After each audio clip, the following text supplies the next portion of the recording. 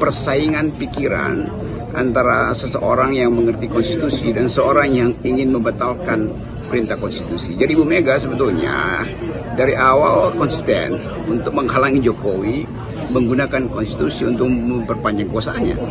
Jadi betul kalau Ibu Mega katakan saya tidak ada masalah dengan Jokowi, memang dia punya masalah dengan Presiden Jokowi sebagai lembaga, sebagai kader PDIP. Itu secara pribadi tentu beliau berdua tidak punya soal, tapi karena menyangkut negara maka perspektif Ibu Mega lah yang harus kita pakai.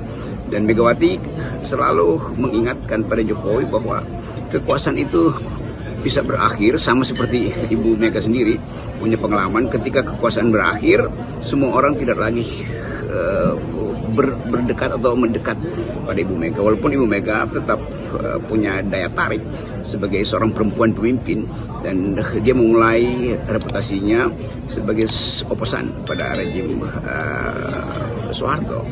Jadi sekali lagi kita harus bisa membedakan antara prinsip-prinsip Ibu Mega untuk menegakkan konstitusi dan keinginan dia untuk melihat Soekarnoisme itu diterapkan dalam kebijakan Jokowi.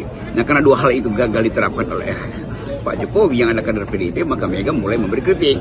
Jadi harus fair juga untuk menerangkan bahwa nggak ada dendam yang sifatnya pribadi. Bahkan dalam politik, dendam itu selalu tentang kebijakan. Skandal memang ada, tapi seringkali skandal hanya menjadi pintu masuk untuk memperlihatkan persepsi yang berbeda terhadap kekuasaan. Dan saya terus memantau atau memahami konflik ini sebagai konflik di antara dua tokoh yang berbeda kapasitasnya. Megawati jelas punya kapasitas politik jauh melampaui Pak Jokowi, dan Pak Jokowi mulai cemburu karena Ibu Mega ternyata walaupun sudah diupayakan untuk disingkirkan dari peta politik, tapi beliau, Ibu Mega, tahu bahwa dia tidak mungkin lenyap dari peta ini karena politik Indonesia melekat di dalam sejarah politik Indonesia adalah kepentingan untuk memuliakan Wong Cilik, dan Jokowi gagal memastikan bahwa dia pro Wong Cilik.